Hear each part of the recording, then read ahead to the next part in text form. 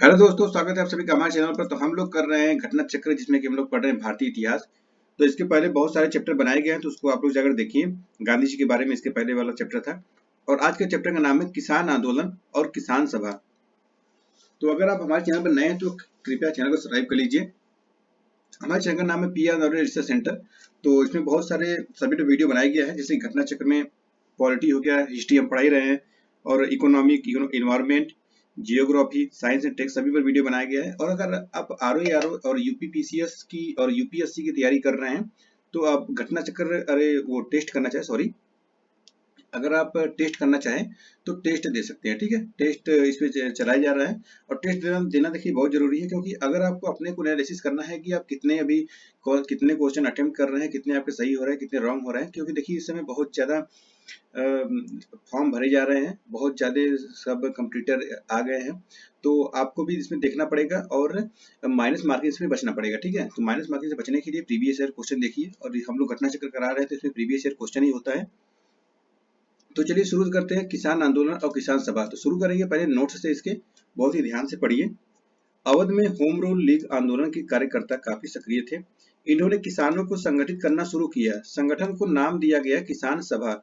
फरवरी 1918 में इंद्र नारायण द्विवेदी, गौरी शंकर मिश्र और मदन मोहन मालवीय के प्रयासों से यूपी किसान सभा की स्थापना हुई। इस संगठन ने किसानों को बड़े पैमाने पर संगठित किया। किसान सभा ने किसानों को किस हद तक जागरूक बनाया, इसका अंदाजा इससे लगाया जा सकता है कि दिसंबर 1918 में दिल्ली में कांग्रेस अधिवेशन की बड़ी संख्या में उत्तर प्रदेश के किसानों ने भाग लिया। वर्ष 1919 के अंतिम दिनों में किसानों का संगठित विद्रोह खुलकर सामने आया। अवध के प्रतापगढ़ जिले की एक जागीर में नई धोबी बंद सामाजिक बहिष्कार एवं संगठित कार्रवाई की पहली घटना थी। जिंगूरी सिंह और दुर्गापाल सिंह ने इसमें महत्वपूर्ण भूमिका निभाई। लेकिन जल्द ही आंदोलन में एक नया चेहरा उभरा, बाबा रामचंद्र, जिन्होंने आंदोलन की बागडोर ही नहीं संभाली, अपितु उसे और मजबूत एवं जुझारू बनाया। बाबा रामचंद्र महाराष्ट्र के ब्राह्मण परिवार के थे। वर्ष 1920 के मध्य में वे एक किसान नेता के रूप में उभरे तथा उन्होंने किसानों को संगठित करना शुरू किया।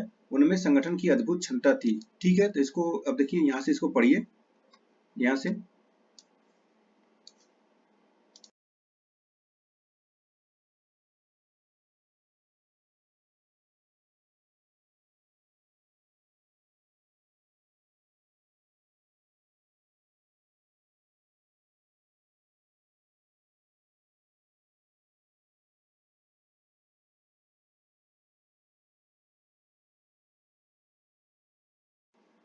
और यहाँ से भी देखिए, एका आंदोलन से पढ़िए इसको।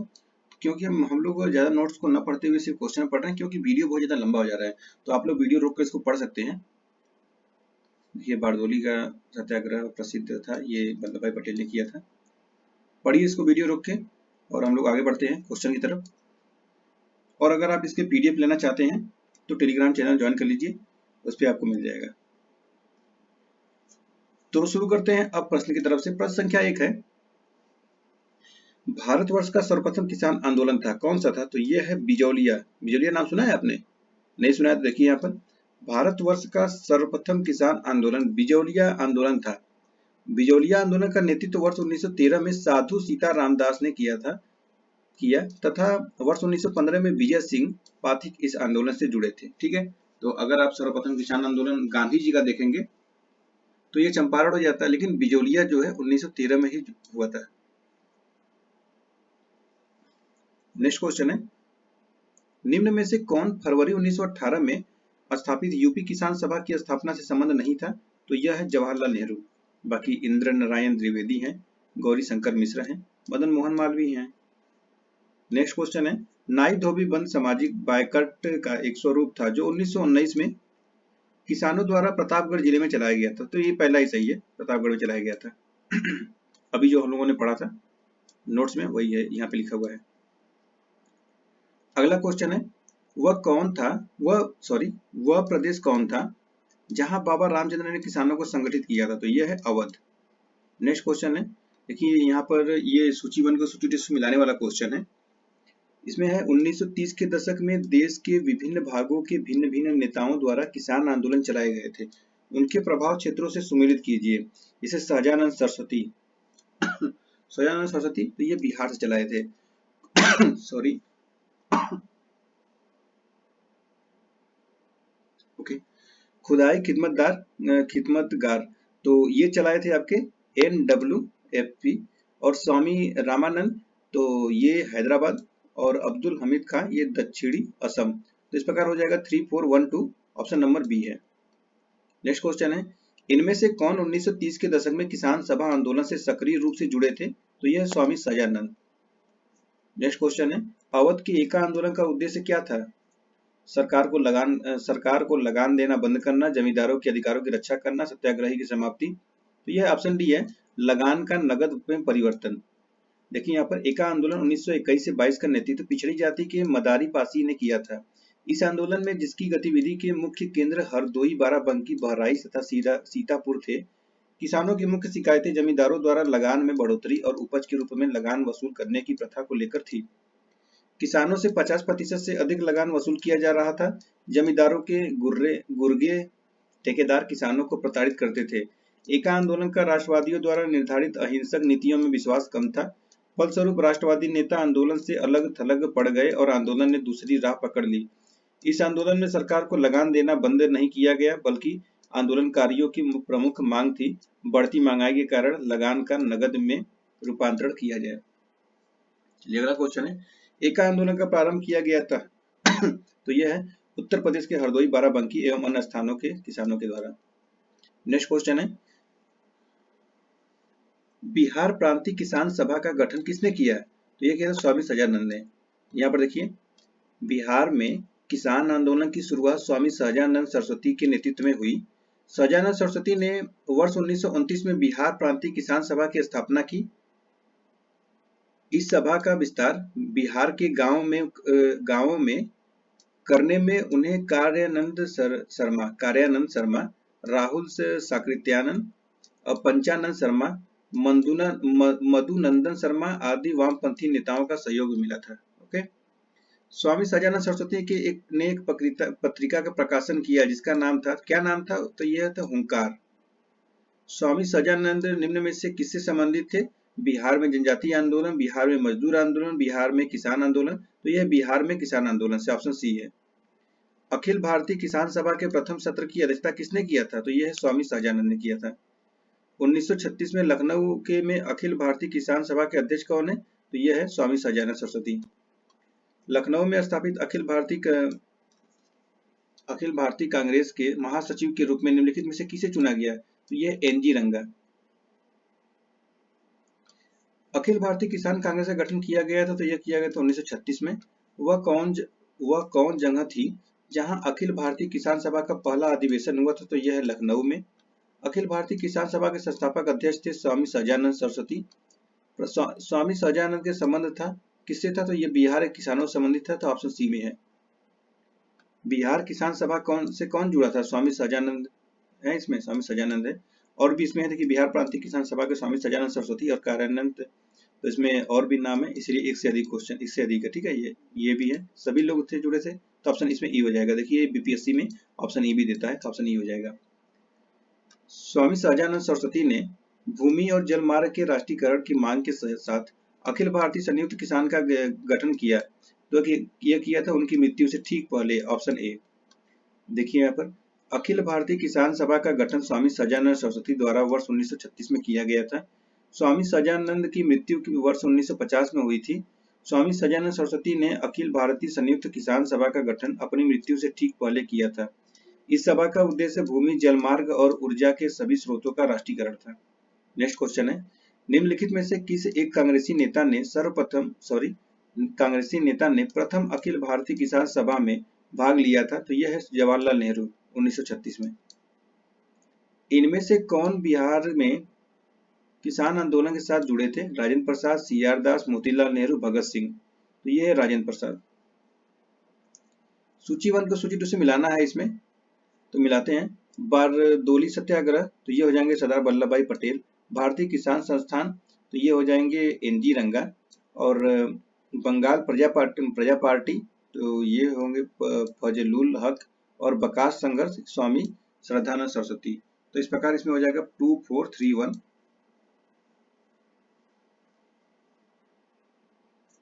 वर्ष 1928 में सूरत के जिले बारदोली तालुके में गांधीवादी आंदोलन और सत्याग्रह को पर्याप्त सफलता मिली। यहाँ मेहता बंधु सरीखे गांधी जी के अनुयायियों ने वर्ष 1922 से ही निरंतर अभियान चला रखा था। वर्ष 1928 में यहाँ कृषक आंदोलन के नेतृत्व वल्लभ भाई पटेल ने किया, जहाँ बारदोली सत्याग्रह नाम से प्रसिद्ध है। ठीक है, चलिए आगे बढ़ते हैं।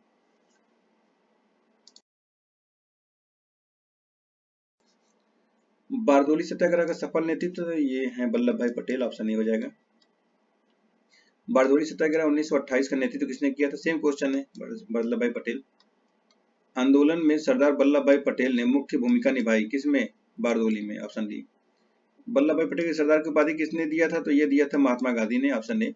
महात्मा गांधी ने वल्लभ भाई पटेल को सरदार की उपाधि उनकी बड़ी संगठन क्षमता के कारण किसान आंदोलन में दी थी, तो यह है बारदोली सत्याग्रह में। बंगाल के तिभागा किसान आंदोलन की क्या मांग थी? जमींदारों की हिस्सेदारी को फसल के आधे भाग से कम करके 1/3 करना, या भूमि का वास्तविक खेतिहर होने के नाते भूस्वामी कृषकों को प्रदान करना, या जमींदारी प्रथा का उन्मूलन तथा कृषि दासता का अंत करना, या कृषकों के समस्त ऋणों को रद्द कर देना। तो इसमें ऑप्शन नंबर ए जो है, जमींदारों की हिस्सेदारी को फसल के आधे भाग से कम करके 1/3 करना, ऑप्शन ए था। नेक्स्ट क्वेश्चन है, तिभागा आंदोलन वर्ष 1946 में बंगाल में आरंभ हुआ, तो यह एक किसान सभा के नेतृत्व में, ऑप्शन हो जाएगा बी। नेक्स्ट क्वेश्चन है, भूदान आंदोलन का सर्वप्रथम प्रारंभ किस राज्य में हुआ था? तो यह हुआ था आंध्र प्रदेश में। देखिए यहाँ पर आचार्य विनोबा भावे द्वारा भूदान आंदोलन का प्रारंभ 18 अप्रैल 1951 को तत्कालीन आंध्र प्रदेश के तेलंगाना क्षेत्र में पोचमपल्ली ग्राम से किया गया। भूदान आंदोलन भूमि सुधार करने, कृषि में संस्थागत परिवर्तन लाने की एक कोशिश थी। प्रसिद्ध गांधीवादी रचनात्मक कार्यकर्ता आचार्य विनोबा भावे 1950 के दशक के आरंभ में इस आंदोलन के लिए गांधीवादी तकनीकों एवं रचनात्मक कार्यों तथा ट्रस्टीशिप जैसे विचारों को प्रयोग में लाए। जयप्रकाश नारायण भी सक्रिय राजनीति छोड़कर वर्ष 1953 में भूदान आंदोलन से जुड़ गए थे। वर्ष 1955 के अंत तक भूदान आंदोलन ने एक नया रूप धारण किया, वह था ग्राम दान का। ग्राम दान आंदोलन की शुरुआत उड़ीसा में हुई और वहां यह सफल रहा। नेक्स्ट क्वेश्चन है, आचार्य विनोबा भावे के भूदान आंदोलन के प्रारंभ में निम्नलिखित स्थानों में से कौन सा एक उससे संबंध था? तो यह है पोचमपल्ली, ऑप्शन सी हो जाएंगे। भूदान आंदोलन की शुरुआत हुई थी, तो यह है आंध्र प्रदेश राज्य से। भूदान आंदोलन किसने प्रारंभ किया? तो यह है विनोबा भावे, ऑप्शन सी हो जाएगा। अब आता है नेक्स्ट टॉपिक, ट्रेड यूनियन एवं साम्यवादी दल। इसको भी पढ़ते हैं, बहुत अच्छा है, इससे भी क्वेश्चन पूछे गए हैं। वीपी वाडिया के नेतृत्व में वर्ष 1918 में स्थापित मद्रास मजदूर संघ भारत का प्रथम आधुनिक मजदूर संघ संगठन था। इसके शीघ्र बाद बंबई में 2, कलकत्ता में एक भारतीय नाविक संघ और मद्रास में 4 मजदूर संघ बने। अहमदाबाद टेक्सटाइल लेबर एसोसिएशन की स्थापना वर्ष 1918 में महात्मा गांधी ने की थी। भारत में trade union Congress, Akhil Bharatiya trade union Congress की स्थापना NM जोशी द्वारा 31 अक्टूबर 1920 को मुंबई में की गई। इसकी स्थापना का कारण वर्ष 1919 में अंतर्राष्ट्रीय श्रम संगठन की स्थापना था, इसलिए भारतीय श्रमिक संगठनों ने आपस में संगठित होने का फैसला किया। इसके प्रथम अध्यक्ष लाला लाजपत राय थे तथा उपाध्यक्ष जोसेफ बैप्टिस्टा एवं महामंत्री दीवान चमन लाल बजाज थे।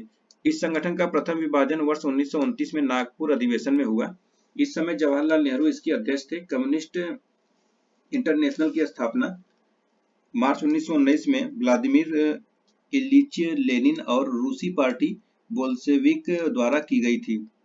MN राय लेनिन के निमंत्रण पर मॉस्को गए तथा कम्युनिस्ट इंटरनेशनल के सदस्य बने। कम्युनिस्ट इंटरनेशनल के सदस्य बनने वाले वे पहले भारतीय थे। कम्युनिस्ट आंदोलन की शक्ति एवं बढ़ते प्रभाव को रोकने के लिए कानपुर में संयंत्र के आधार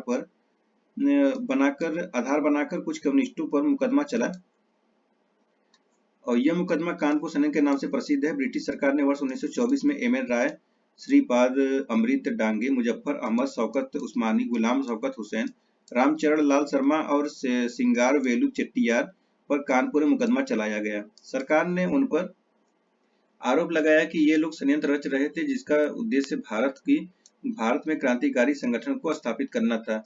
ट्रेड यूनियन आंदोलन के क्रांतिकारी चरण का समय वर्ष 1926 से 39 तक का माना जाता है। इस दौरान MN राय, मुजफ्फर अहमद, श्रीपाद डांगरे, शौकत उस्मानी आदि भारत में ट्रेड यूनियन आंदोलन के प्रमुख नेता थे। वर्ष 1940 में रेडिकल डेमोक्रेटिक दल की स्थापना MN राय ने की थी। सौमेंद्र नाथ टैगोर ने वर्ष 1934 में revolutionary communist party of India क्रांतिकारी साम्यवादी दल की स्थापना की थी। चलिए प्रश्न देखते हैं। प्रश्न संख्या 1 है, भारत में 1918 में मजदूर संघ की स्थापना की, तो ये है वीपी वाडिया ने। निम्नलिखित में से किसने अहमदाबाद टेक्सटाइल लेबर एसोसिएशन की स्थापना की, तो यह है महात्मा गांधी। भारत ट्रेड यूनियन कांग्रेस के पहले अध्यक्ष कौन थे, तो यह है लाला लाजपत राय। देखिए यहाँ पर भारत में trade union Congress Akhil Bharatiya trade union Congress की स्थापना एम.एन. जोशी द्वारा 31 अक्टूबर 1920 को बंबई में की गई। इसकी स्थापना का कारण वर्ष 1919 में अंतर्राष्ट्रीय श्रम संगठन की स्थापना था। इसलिए भारतीय श्रमिक संगठनों ने आपस में संगठित होने का फैसला किया। इसके प्रथम अध्यक्ष लाला लाजपत राय थे तथा उपाध्यक्ष जोसेफ बैपटिस्टा एवं महामंत्री दीवान चमन लाल बजाज थे। इस संगठन का प्रथम विभाजन वर्ष 1929 में नागपुर अधिवेशन में हुआ। इस समय जवाहरलाल नेहरू इसके अध्यक्ष थे। नेक्स्ट क्वेश्चन है, बंबई में अखिल भारतीय व्यापार संघ कांग्रेस की स्थापना कब हुई, तो यह हुआ था 1920 में। अखिल भारतीय ट्रेड यूनियन कांग्रेस के 1920 में बंबई में हुए प्रथम अधिवेशन की अध्यक्षता की थी, तो यह लाला लाजपत राय। 1920 में आयोजित all India trade union Congress के उद्घाटन सत्र की अध्यक्षता किसने की थी, तो यह लाला लाजपत राय। 1929 में नागपुर में संपन्न all India trade union Congress की अध्यक्षता किसने की थी, तो यह है जवाहरलाल नेहरू। अगला क्वेश्चन है, निम्नलिखित में से कौन 1929 में अखिल भारतीय ट्रेड यूनियन कांग्रेस के अध्यक्ष थे, तो यह है जवाहरलाल नेहरू। कम्युनिस्ट इंटरनेशनल का सदस्य बनने वाला पहला भारतीय कौन था, तो यह है एम.एन. रॉय। अक्टूबर 1920 में भारतीय कम्युनिस्ट पार्टी की स्थापना के लिए ताशकंद में एकत्र हुए भारतीयों के समूह के मुखिया निम्नलिखित में से कौन थे, तो यह है एम.एन. रॉय। 17 अक्टूबर 1920 को एम.एन. रॉय ने अवनी मुखर्जी, मोहम्मद अली और मोहम्मद शफीक के साथ मिलकर ताशकंद में भारतीय कम्युनिस्ट पार्टी की स्थापना की थी। कानपुर संयंत्र मुकदमा किस आंदोलन के नेताओं के विरुद्ध हुआ था, तो यह हुआ था आपका साम्यवादी आंदोलन, ऑप्शन सी। देखिए यहाँ पर कम्युनिस्ट आंदोलन की शक्ति एवं बढ़ते प्रभाव को रोकने के लिए कानपुर में एक संयंत्र को आधार बनाकर कम्युनिस्टों पर मुकदमा चला। यह मुकदमा कानपुर संयंत्र के नाम से प्रसिद्ध है। ब्रिटिश सरकार ने वर्ष 1924 में एम.एन. रॉय, श्रीपाद अमृत डांगे, मुजफ्फर मोहम्मद, शौकत उस्मानी, गुलाम शौकत हुसैन, रामचरण लाल शर्मा और सिंगार वेली चेट्टियार पर कानपुर में मुकदमा चलाया। सरकार ने उन पर आरोप लगाया कि ये लोग एक संयंत्र रच रहे थे जिसका उद्देश्य भारत में क्रांतिकारी संगठन को स्थापित करना था। पेशावर संयंत्र तथा मेरठ संयंत्र मुकदमा भी साम्यवादी आंदोलन के नेताओं के विरुद्ध था।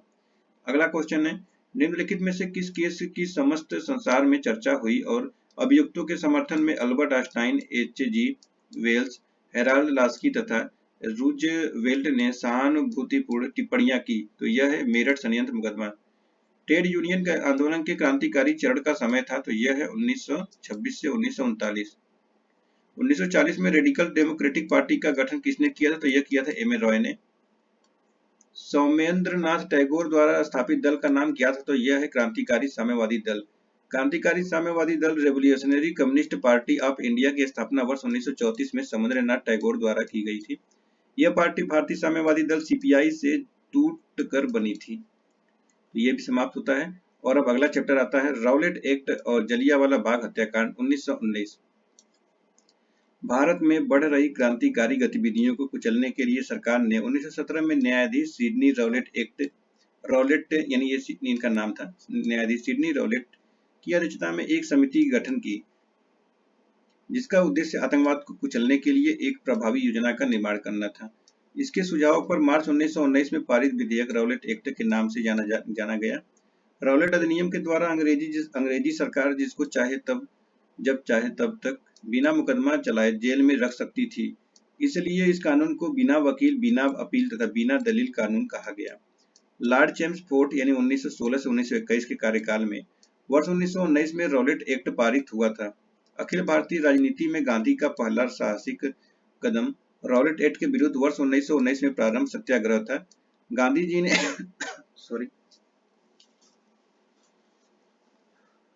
जी ने राउलेट सत्याग्रह के लिए 3 राजनीतिक मंचों का उपयोग किया था, होम रूल लीग, खिलाफत एवं सत्याग्रह सभा। पंजाब के 2 लोकप्रिय नेताओं डॉक्टर सिफोदिल किचलू और डॉक्टर सत्यपाल की गिरफ्तारी और ब्रिटिश दमन का विरोध करने के लिए 13 अप्रैल 1919 को बैसाखी के दिन अमृतसर के जलियांवाला बाग में एक सार्वजनिक सभा बुलाई गई थी, जहां general Reginald Edward Harry Dyer REH Dyer ने निहत्थी शांतिपूर्ण भीड़ पर गोलियां चलवाकर लगभग 1000 लोगों, हंटर कमीशन के अनुसार 379 की हत्या कराई। 13 अप्रैल 1919 को जलियांवाला बाग नरसंहार की हृदय विदारक घटना के बाद रविन्द्रनाथ टैगोर ने ब्रिटिश सरकार द्वारा प्रदान की गई नाइट की उपाधि लौटा दी। जलियांवाला बाग हत्याकांड के विरोध में शंकरन नायर ने वायसराय की कार्यकारिणी से इस्तीफा दे दिया था। जलियांवाला बाग हत्याकांड 13 अप्रैल 1919 की जांच हेतु ब्रिटिश सरकार ने हंटर कमीशन का गठन किया था। इस कमीशन में CH सीतलवाड़, पंडित जगत नारायण एवं सुल्तान अहमद खान भारतीय सदस्य थे। कमीशन ने वर्ष 1920 में अपनी रिपोर्ट प्रस्तुत की, जिसमें इस दुर्घटना के लिए सरकार को दोषी नहीं बताया गया। कहा गया कि उपद्रव क्रांति का रूप ग्रहण कर लेते हैं, अतः मार्शल लॉ अनिवार्य था तथा भीड़ की अधिकता को देखते हुए गोली चलाना पूर्णतः न्यायोचित था। साथ ही हंटर कमीशन ने डायर के इस कार्य को केवल निर्णय लेने की भूल बताया। जनरल डायर को उसके अपराध के लिए नौकरी से हटाना पड़ा, किंतु ब्रितानी अखबारों ने उसे ब्रिटिश साम्राज्य का रक्षक एवं ब्रितानी लॉर्ड सभा ने उसे ब्रिटिश साम्राज्य का शेर कहा। यहाँ पर इसको नौकरी से निकाल दिया, लेकिन ब्रिटेन में जाकर उसको शेर कहा जा रहा है। देख रहे हैं, ऐसे अंग्रेजों को चाल रहता था। सरकार ने उसकी सेवा के लिए उसे मान की तलवार की उपाधि दी थी। अब मार्च 1940 में पंजाब के क्रांतिकारी नेता उधम सिंह ने जलियांवाला बाग के नरसंहार का बदला लेने के लिए इस हत्याकांड के समय में पंजाब के लेफ्टिनेंट गवर्नर रहे सर माइकल ओ डायर की लंदन में हत्या कर दी थी। ये उधम सिंह जो थे, अपने माँ बाप को उसी समय वहां पर मरते हुए देखा था, ठीक है, हत्याकांड में ही। तो उस समय से लेकर 1919 से लेकर लगभग 21 साल तक अपने मन में दिल में सजोए थे कि उसका हत्या तो करेंगे ही। 1940 में लंदन में गए और लंदन में पूछा कौन है माइकल ओ डायर। उस समय वो बूढ़ा हो चुका था, देखा, और सीने में उनकी गोली दाग दिया और अपने को सरेंडर भी कर दिया वहां पर, जिसके लिए उन्हें गिरफ्तार कर मृत्युदंड दिया गया। जलियांवाला बाग नरसंहार 13 अप्रैल 1919 पर कांग्रेस जांच समिति की रिपोर्ट के प्रारूप को लिखने का कार्य महात्मा गांधी को सौंपा गया था। जलियांवाला बाग नरसंहार को मॉन्टेग्यू ने निवारक हत्या की संज्ञा दी। दीनबंधु CF एंड्रूज ने इस हत्याकांड को जानबूझकर क्रूर हत्या कहा था। चलिए प्रश्न देखते हैं। प्रश्न है, भारतीय स्वतंत्रता संग्राम के दौरान रॉलेट एक्ट ने किस कारण सार्वजनिक रोष उत्पन्न किया? इसे धर्म की स्वतंत्रता को कम किया, इसने भारतीय परंपरागत शिक्षा को दबाया, इसने लोगों को बिना मुकदमा चलाए जेल भेजने के लिए विरुद्ध अधिकृत किया। यही सही है, ऑप्शन सी। नेक्स्ट क्वेश्चन है, रॉलेट एक्ट लाने का प्रयोजन क्या था? तो यह है राष्ट्रीय एवं क्रांतिकारी गतिविधियों पर रोक लगाना था। रॉलेट एक्ट भारत में लागू किया गया था कब? 1919 में, ऑप्शन बी हो जाएगा। रॉलेट एक्ट का लक्ष्य था ये बिना मुकदमा चलाए बंदी बनाना, मुकदमों की सुनवाई संक्षिप्त करना था, यही था, बिना वकील, बिना अपील, बिना दलील का था। रॉलेट एक्ट सत्याग्रह के संदर्भ में निम्नलिखित में से कौन सा कथन सही है? देखिए, ये IAS में बार बार क्वेश्चन पूछा जा रहा है, तो इसको अच्छे से पढ़िए। रॉलेट अधिनियम सेडिसन कमेटी की सिफारिश पर आधारित थी। दूसरा है, रॉलेट सत्याग्रह में गांधी जी ने होम रूल लीग का उपयोग करने का प्रयास किया। और तीसरा है, साइमन कमीशन के आगमन के विरुद्ध हुए प्रदर्शन रॉलेट सत्याग्रह के साथ साथ हुए। नहीं, तो ये तो 1919 हुआ, 1928 में हुआ था, 27 में, तो 1 और 2 सही हो जाएगा इसमें। तो किसमें है? ऑप्शन बी में है। नेक्स्ट क्वेश्चन है, जब रॉलेट एक्ट पारित हुआ था उस समय भारत का वायसराय कौन था? तो ये था आपका चेम्सफोर्ड, 1916 से 1921 तक था। रॉलेट एक्ट किस वायसराय के काल में हुआ था? सेम क्वेश्चन है, चेम्सफोर्ड। रॉलेट एक्ट का भारतीय राष्ट्रीय कांग्रेस ने विरोध किया क्योंकि इसका लक्ष्य था वैयक्तिक स्वतंत्रता को सीमित करना, ऑप्शन ए हो जाएगा। अखिल भारतीय राजनीति में गांधी का पहला साहसी कदम रॉलेट एक्ट में था, ऑप्शन बी हो जाएगा। रॉलेट एक्ट के विरोध में किसने लगान न देने का आंदोलन चलाने का सुझाव दिया था? तो यह है स्वामी श्रद्धानंद। तो यहाँ पे देखिए, रॉलेट एक्ट को बिना वकील, बिना अपील, बिना दलील का कानून या काला कानून कहा जाता है। The anarchical and revolutionary crime act 1919 को सामान्य बोलचाल में कहा जाता है रॉलेट एक्ट। नाम याद कर लीजिए इसको, ठीक है, कभी भी क्वेश्चन पूछ सकता है। The anarchical and revolutionary crime act, ऐसे रॉलेट का कहीं नाम ही नहीं इसमें है, तो याद रखिए रॉलेट एक्ट है।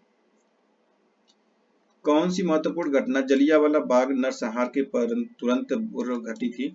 यह है रॉलेट एक्ट। जलियांवाला बाग हत्याकांड हुआ था, यह हुआ था 13 अप्रैल 1919 बैसाखी के दिन। जलियांवाला बाग नरसंहार किस गांधीवादी सत्याग्रह के संबंध में हुआ था? तो यह है रॉलेट सत्याग्रह। 1919 भारतीय से इतिहास में संबंधित है रॉलेट एक्ट से, जलियांवाला बाग है। जलियांवाला बाग कत्लेआम किस शहर में हुआ था? तो यह हुआ था आपका अमृतसर में। जनरल डायर का नाम किस घटना से जुड़ा है? तो ये है जलियांवाला बाग से। काफी संख्या में लोग अमृतसर के जलियांवाला बाग में 13 अप्रैल 1919 को एकत्रित हुए थे गिरफ्तारी के विरोध में। स्वामी श्रद्धानंद और मजहरुल हक ये हो जाएंगे डॉक्टर सैफुद्दीन किचलू और सत्यपाल के गिरफ्तारी में हुए थे। जलियांवाला बाग में प्रदर्शन के लिए क्यों लोग जमा हुए थे? तो ये किचलू तथा सत्यपाल के बंदी बनाने के विरोध में प्रदर्शन में। 30 मई 1919 को अपना अलंकरण ऑनर भारत सरकार को लौटाने वाले व्यक्ति थे। कौन थे? तो ये रविन्द्रनाथ टैगोर। टैगोर ने कहा था कि समय आ गया है जब सम्मान के तमगे अपमान के बेतुके संदर्भ में हमारे कलंक को सुस्पष्ट कर देते हैं। जहां तक मेरा प्रश्न है, मैं सभी विशेष उपाधियों से रहित होकर अपने देशवासियों के साथ खड़ा होना चाहता हूं।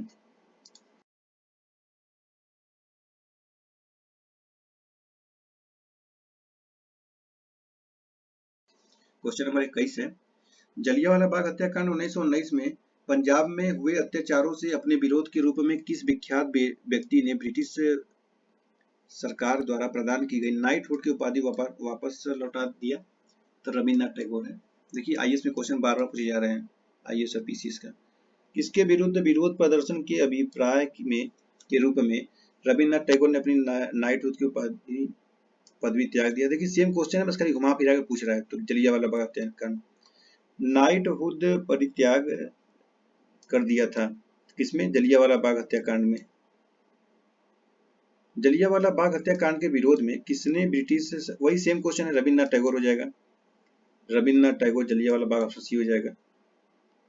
कथन और कारण क्वेश्चन है, रविन्द्रनाथ टैगोर ने नाइटहुड की उपाधि त्याग दिया क्योंकि वे असहयोग आंदोलन में भाग लेना चाहते थे। नहीं, ऐसा कहाँ है? तो ये सही है लेकिन आर गलत है। जलियांवाला बाग हत्याकांड के विरोध में वायसराय की कार्यकारिणी परिषद की सदस्यता में से किसने इस्तीफा दे दिया था? तो यह शंकरन नायर। जलियांवाला बाग हत्याकांड के विरोध में निम्नलिखित में से किसने, सेम क्वेश्चन है, शंकर नायर। निम्न में से किसने द्वारा जलियांवाला बाग विरोध सर की उपाधि त्याग दी? महात्मा गांधी, जवाहरलाल नेहरू, ये हो जाएंगे रविन्द्रनाथ टैगोर। नेक्स्ट क्वेश्चन है, निम्नलिखित घटनाओं पर विचार कीजिए।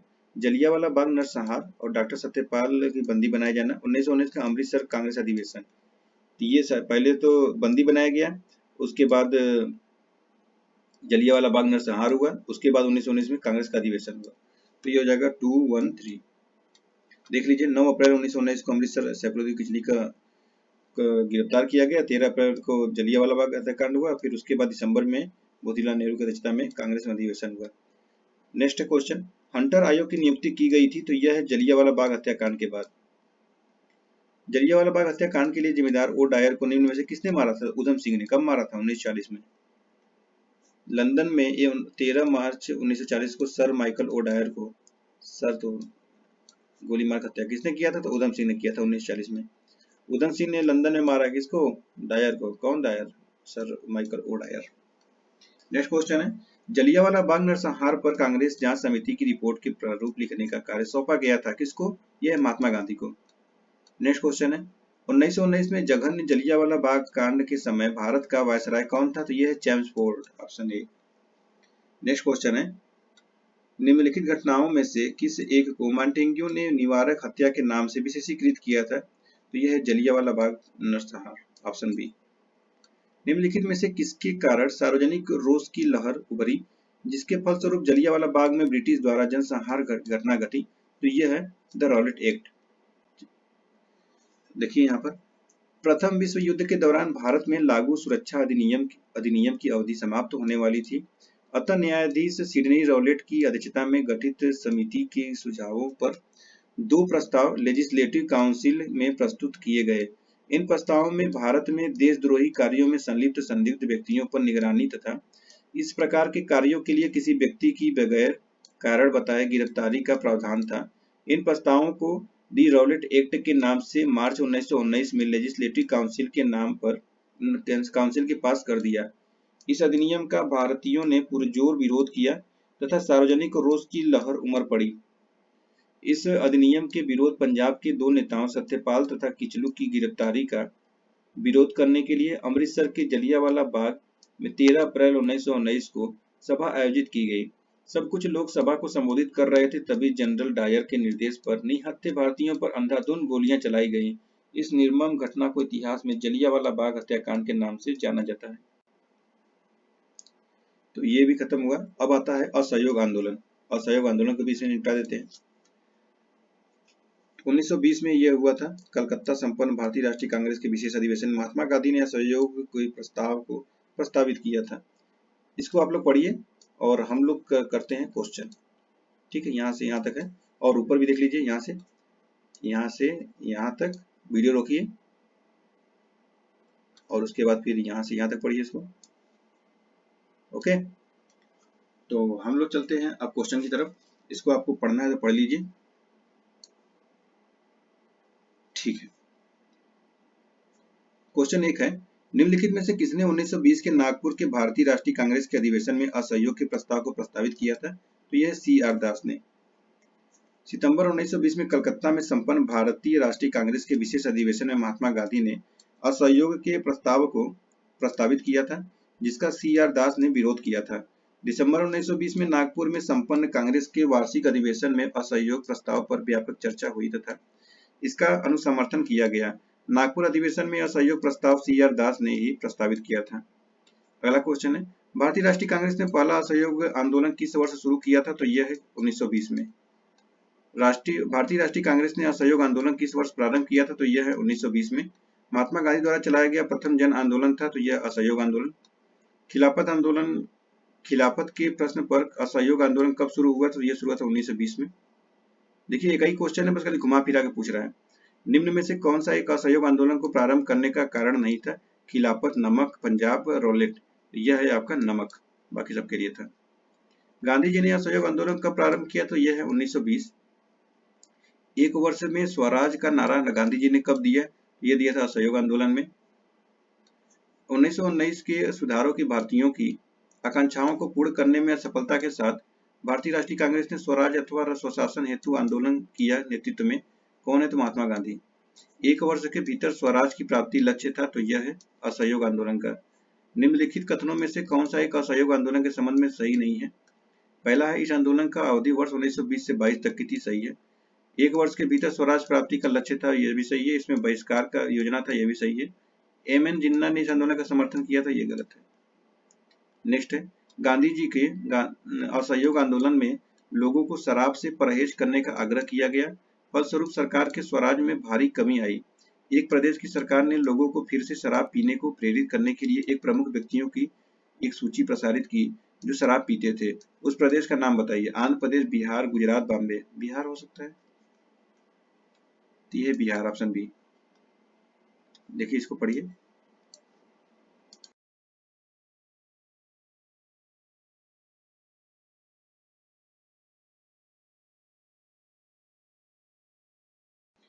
तो पढ़ लिया होगा। चलिए, नेक्स्ट क्वेश्चन है, नीचे दिए गए कथनों पर असहयोग आंदोलन से बताना है, ध्यान दीजिए इसको। कांग्रेस सर्वप्रथम जन आंदोलन बनी, हिंदू मुस्लिम एकता में वृद्धि हुई, जनता के मन से ब्रिटिश शक्ति का भय हट गया, ब्रिटेन की सरकार नीतियों भारतीयों को राजनीतिक रियायतें देने की राजी हो गई। यह ऑप्शन बी 1, 2, 3 सही है, चौथा गलत है। नेक्स्ट है, ब्रिटिश सरकार ने महात्मा गांधी को जो उपाधि दी थी जिसे उन्होंने असहयोग आंदोलन में वापस कर दिया था, तो यह है कैसरे हिंद की उपाधि। नेक्स्ट है, निम्न में से किसने असहयोग आंदोलन के दौरान अपनी वकालत छोड़ दी थी? तो यह है चितरंजन दास। निम्नलिखित में से किसने असहयोग आंदोलन को समर्थन दिया परंतु इसके परिणाम नहीं देख सके? तो यह है बाल गंगाधर तिलक। देखिए क्या है, बाल गंगाधर तिलक ने असहयोग आंदोलन का समर्थन किया परंतु आंदोलन प्रथम 1 अगस्त 1920 को उनकी मृत्यु हो जाने के कारण वह इसका परिणाम नहीं देख सके। किस क्षेत्र में राहुल सांकृत्यान 1920 के असहयोग आंदोलन में सक्रिय थे? तो यह है छपरा। निम्नलिखित में से कौन चौरी चौरा कांड के वास्तविक तिथि है? 5 फरवरी, 4 फरवरी। ये 4 फरवरी है, 4 फरवरी 1922। ठीक है, देखिए यहाँ पर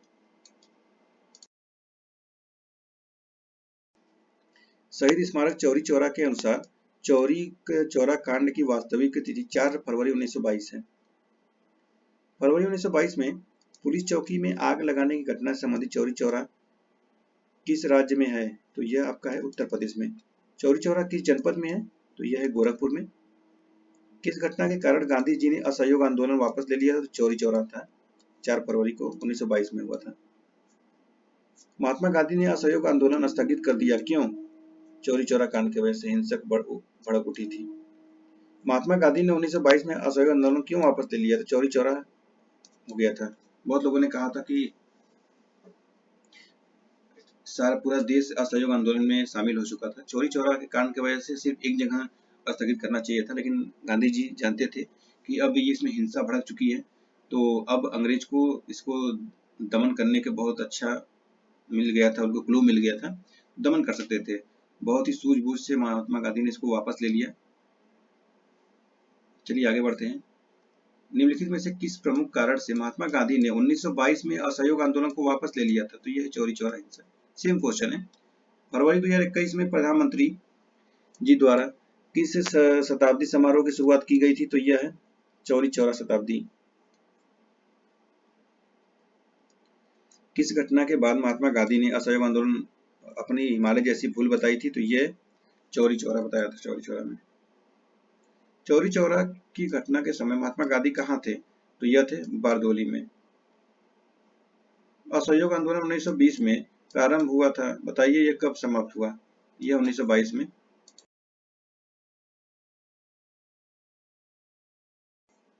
दिल्ली में 24 फरवरी 1922 को आयोजित अखिल भारतीय कांग्रेस समिति के बैठक में असहयोग आंदोलन वापस लेने के लिए गांधी जी के विरुद्ध निंदा प्रस्ताव किसने प्रस्तुत किया था? यह है डॉक्टर मुंजे। असहयोग आंदोलन के स्थगन संबंधी घटनाओं का सही क्रम करें। चौरी चौरा में पुलिस को गोलीकांड, उग्र भीड़ द्वारा पुलिस थाना को जलाना, गांधी जी द्वारा आंदोलन स्थगन, गांधी जी की गिरफ्तारी। तो ये हो जाएगा पहला, दूसरा, तीसरा सब लाइन से ही लिखा था, ऑप्शन हो जाएगा। देख लीजिए इसको। असहयोग आंदोलन के दौरान बिहार में कृषकों का नेतृत्व किसने किया? तो ये किया स्वामी विद्यानंद ने। बिहार के किस वकील ने असहयोग आंदोलन के समय अपनी लाभप्रद वकालत छोड़ दिया था? तो ये हैं राजेंद्र प्रसाद। निम्नलिखित घटनाओं का सही क्रम बताइए। चौरी चौरा कांड, असहयोग आंदोलन का स्थगन और बारदोली प्रस्ताव। तो सी है 1, 3, 4, पहला, फिर ये होगा, फिर ये होगा। चौरी चौरा 4 फरवरी को हुआ था, बारदोली 12 फरवरी 1922 को, असहयोग स्थगन हुआ था उसके बाद 1922 में। 1923 से 28 के काल में भारतीय राजनीति में क्रांतिकारी कार्यविधियों की पुनरावृत्ति का कारण था हृदयलाल लाजपत राय जैसे नेताओं का बढ़ता हुआ प्रभाव, गांधी जी द्वारा असहयोग आंदोलन का स्थगन, विदेशी घटनाओं का प्रभाव। तो ये हो जाएगा आपका गांधी जी द्वारा असहयोग आंदोलन का स्थगन। इसमें गांधी जी को जेल में सब डाल दिए थे, लेकिन 2 साल बाद छोड़ भी दिए थे। नेक्स्ट क्वेश्चन है, असहयोग आंदोलन के दौरान विदेशी वस्त्रों के लिए जलाए जाने पर किसने महात्मा गांधी को लिखा था कि यह निष्ठुर बर्बादी है? तो यह है रविन्द्रनाथ टैगोर है, रविन्द्रनाथ टैगोर। निम्नलिखित में से किसने असहयोग आंदोलन के दौरान विदेशी वस्त्रों के जलाए का विरोध किया था? तो यह है रविन्द्रनाथ टैगोर। निम्नलिखित संस्थाओं में से कौन असहयोग आंदोलन 1920 से 22 के दौरान स्थापित की गई थी? काशी विद्यापीठ, गुजरात, जमिया मिलिया, काशी हिंदू विश्वविद्यालय। तो यह ऑप्शन सी हो जाएगा 1, 2, 3। नेक्स्ट क्वेश्चन है, 1921-22 के असहयोग आंदोलन का मुख्य प्रतिफल था? तो यह हिंदू मुस्लिम एकता। देखिए यहाँ पर असहयोग आंदोलन अपने घोषित उद्देश्यों में आंशिक रूप से ही सफल रहा, परंतु अपने रचनात्मक कार्यों में इसे अवश्य अपार सफलता मिली। आंदोलन की सफलता सबसे अधिक इस बात में निहित है कि इसने कांग्रेस की नई दिशा प्रदान की, साम्राज्यवाद आघात किया एवं पूरे देश में राष्ट्र प्रेम और देश प्रेम के प्रति बलिदान की भावना को व्यापक रूप दिया। नेक्स्ट क्वेश्चन है, निम्नलिखित में से किसका सुमेल नहीं है? 1885 में भारतीय राष्ट्रीय कांग्रेस की स्थापना सही है, 1905 में बंगाल विभाजन हुआ सही है, 1909 में माल्य मिंटो सुधार है, और 1920 में असहयोग आंदोलन, न कि 30 में। तो ऑप्शन डी गलत हो जाएगा। निम्नलिखित में से कौन सुमेलित है? 1940 में भारतीय राष्ट्रीय कांग्रेस लाहौर अधिवेशन, 31 में राजगुरु को फांसी और 21 में असहयोग आंदोलन का प्रारंभ। ये हो जाएगा आपका 31 में राजगुरु को फांसी, इसका यही सही है।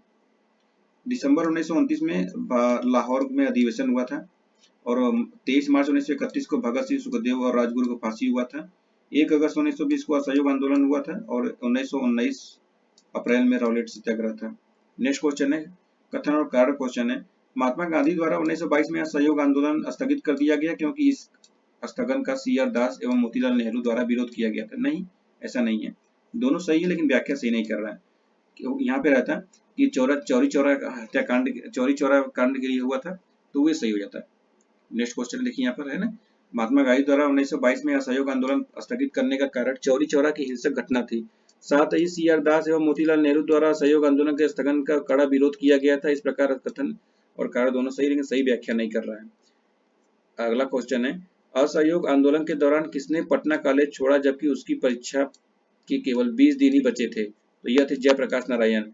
बिहार के सारण के सिताब दियारा में जन्मे स्वतंत्रता सेनानी जयप्रकाश नारायण ने असहयोग आंदोलन के दौरान पटना कॉलेज छोड़ा जबकि उनकी परीक्षा के केवल 20 दिन ही बचे थे। इसके पश्चात उन्होंने कांग्रेस द्वारा संचालित बिहार विद्यापीठ में प्रवेश लिया। आखिरी क्वेश्चन है, निम्न में से किसने असहयोग आंदोलन विरोधी सभा की स्थापना की?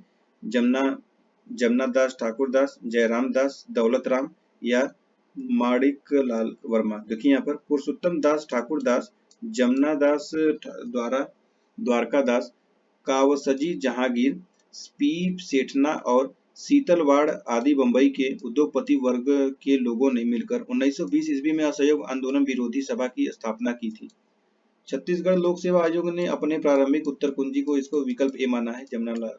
ठीक है, तो अब इसके बाद कौन सा चैप्टर आएगा? तो अब आएगा स्वराज पार्टी का गठन 1923। इसका भी बहुत अच्छा क्वेश्चन है।